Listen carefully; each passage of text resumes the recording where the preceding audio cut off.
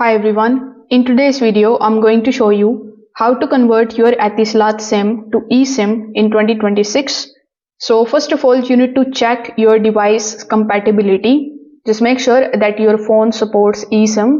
Most of the newer iPhones and many Android flagship models already support it. If you find that your phone supports eSIM, you can just simply follow these steps.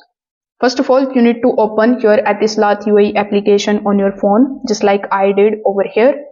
Now tap on the option of login on the top right hand corner of the screen.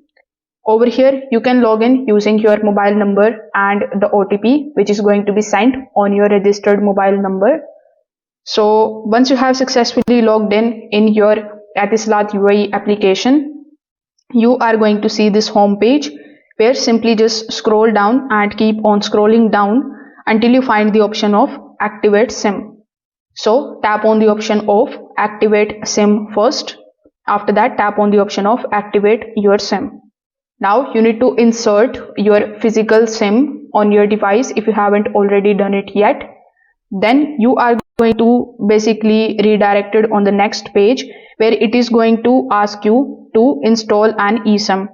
So when you select your SIM and when you go to the activation page, when the activation begins, you will see a tab that would say install the eSIM.